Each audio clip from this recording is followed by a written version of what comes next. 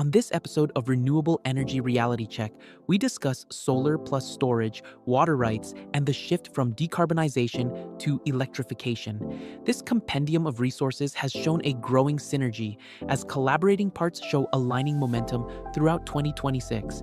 The data is steadily providing more evidence and proving more definitive that new economic ecosystems have arrived. Slow down, I've been seeing water as a major player in current events, conflicts, along with research, desalination, data centers, nuclear tech, and quantum tech. Where is all this water going? And a lot of energy infrastructure has been in the news lately. LNG, oil. What does all this mean? It's like these data centers are closer to home and have their own microgrid of energy infrastructure and ecosystems. These data plants are consuming massive amounts of energy and water, right? But I'm sure this talk of ours isn't just about data centers. The story's much bigger. Exactly. It's part of a much larger convergence happening right now.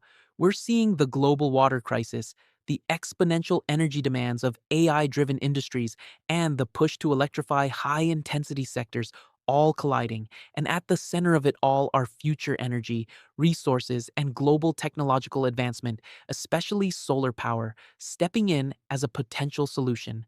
Right? Because it's not just about decarbonization anymore, it's about electrifying entire systems and figuring out how to make them sustainable. Let's start with solar energy. It's been around for decades, but now it's stepping into roles we never imagined. Totally. Solar energy has become the backbone for water intensive systems like desalination. And with the global water crisis, desalination is more critical than ever. Desalination is fascinating, turning seawater into fresh water. It sounds simple, but it's incredibly energy intensive. How is solar energy changing the game there? Well, traditionally, desalination plants have relied on fossil fuels, which isn't sustainable. But now, solar powered desalination is gaining traction.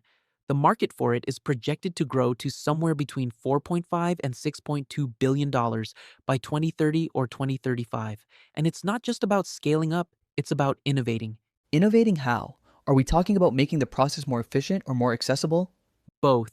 For example, there are systems that can directly use over 94% of solar energy without needing battery storage. These systems can produce up to 5,000 liters of clean water daily. That's a game changer for remote communities and areas where access to clean water is a challenge. That's incredible.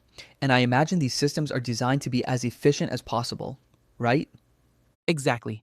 Hybrid photovoltaic and thermal systems, or PV/T systems, are a great example. They combine electrical and thermal energy generation, achieving efficiencies of up to 38%.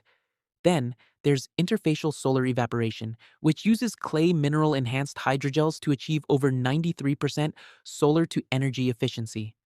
These innovations are making solar energy not just viable, but incredibly effective for industrial applications. It's amazing to see how targeted these solutions are becoming. But let's pivot for a moment.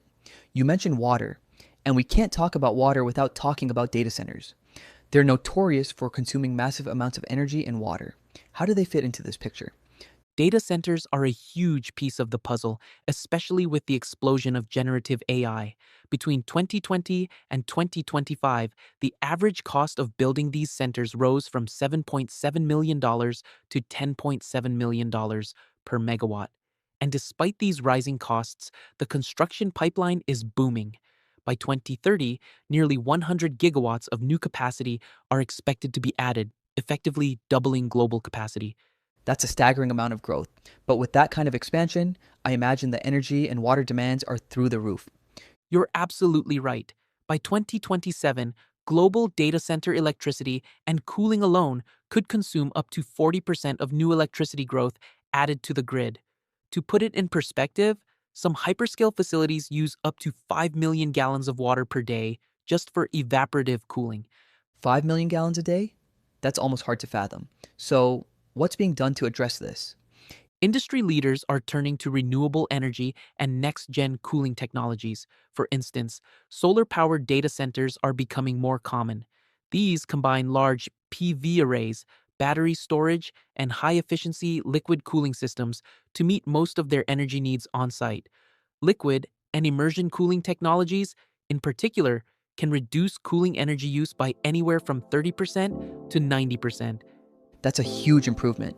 But I'm guessing governments are stepping in too, right? What's happening on the legislative front? Governments are definitely getting involved. In the US, for example, there's been a noticeable shift from incentivizing data center construction to imposing stricter regulations. Just in the first 6 weeks of 2026, over 300 data center related bills were filed across more than 30 states. Some states, like New York and Oklahoma, have even introduced moratoriums to pause construction while they study the impacts on utilities and the environment. That's a big pivot. What about internationally? Is this just a US trend, or are we seeing similar moves elsewhere? It's a global trend. The European Union, for instance, is rolling out its data center energy efficiency package, which aims for carbon neutral data centers by 2030. This builds on earlier directives that require data centers to assess and disclose their energy performance. The EU is also mandating transparency for AI models, including reporting energy consumption during training and operation. It's encouraging to see this level of accountability being pushed forward. But let's not forget about other high intensity industries like mining and geothermal energy. What's happening there? Both sectors are undergoing significant transformations. In geothermal energy, for instance, enhanced geothermal systems, or EGS, are making waves. These systems are tapping into superhot resources to produce clean, firm baseload power. Developers are also integrating solar thermal cycles with geothermal systems to boost efficiency and co-produce electricity, clean water, and thermal services. And mining? That's another sector that's often criticized for its environmental impact. Mining is making strides too, especially in decarbonization and water management. By 2026, over 40% of mining operations are expected to use electric vehicles and renewable microgrids.